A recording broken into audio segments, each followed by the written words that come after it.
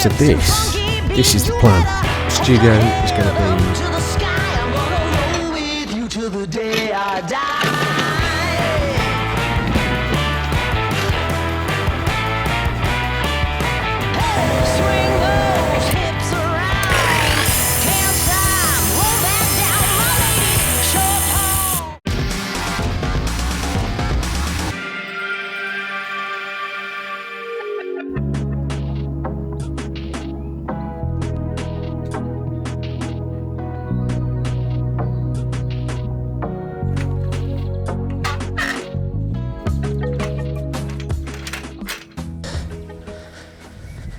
So this is, oh God, I can't remember. This has got to be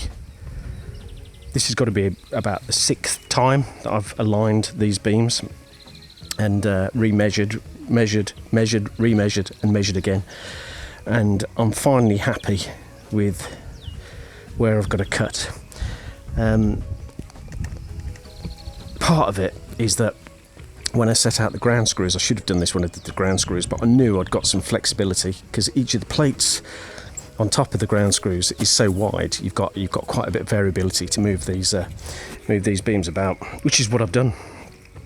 Some of them are well centered, but majority are off left or right. You know, what I've done this time is with the beams that are going in, they need to be aligned because the structure's going to go on top of that.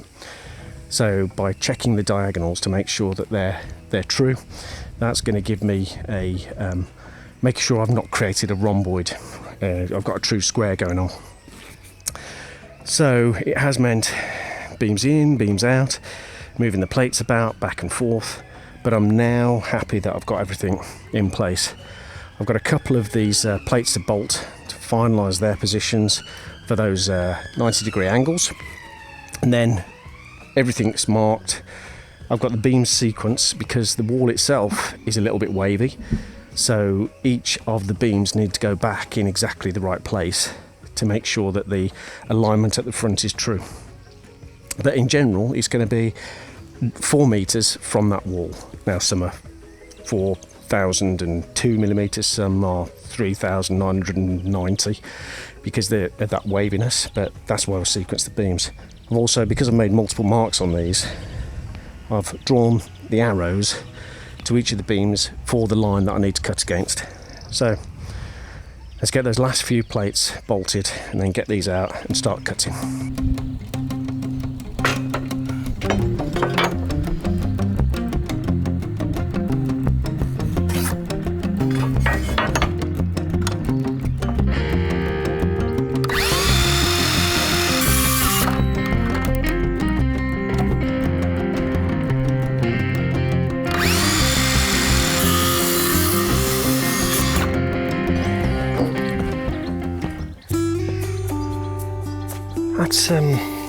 That's not bad today.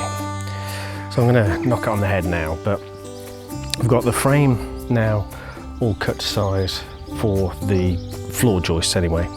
So I've got double edge and doubled up on the front, then 600 centres all the way.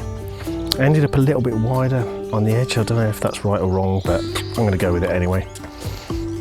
I've got the first 2 fixings in place down on this side, and I've got thousands to go, but that is going to be for tomorrow. I can't believe how many times I have taken this apart, remeasured it, checked the dimensions, put it back together, remeasured it, cut new pieces. It's been proper yo-yo today, but it's coming together. It's starting to give an idea now of what the sort of dimensions are going to be, and yeah, I'm pleased with this. It's always a bit nerve-wracking though. I'm still, you know, still a bit apprehensive of whether or not I've got the steps correct. Even more so by the fact that when I've laid out these joists, they're not dead centered on the pegs. It's a bit frustrating that I've got those slightly out, but it's a good job that with these pegs they're so wide, such a wide surface, it gives you the flexibility to move things around, allow that juggling to happen. But it's going to be cool. I'm feeling pretty confident with it from a strength perspective, because for the size of the floor plan that I've got, the recommendation is that I use 12 ground pegs, and I've actually used 18. So I am really over spec'd. So even though the joists are going to be slightly off centre, they're going to be supported in more places than is recommended. So it's going to be absolutely fine. All I've got to do now, tools away, and then start again tomorrow. If you like this sort of thing, and you want to see how things progress, then why not click on that subscribe button? And if you click on the bell notification down there on the right hand side, you'll get notified the next time I upload the next video. But for now, thank you very much for watching. My name's Rich, and this is It's Adventure.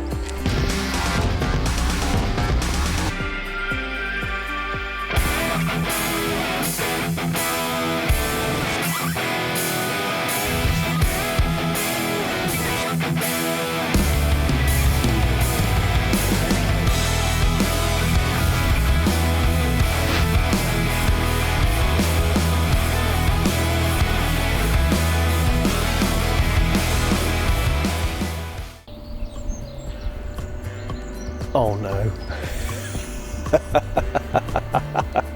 You won't believe what I've just done. I've just been talking to the camera for no reason, because I hadn't pressed record.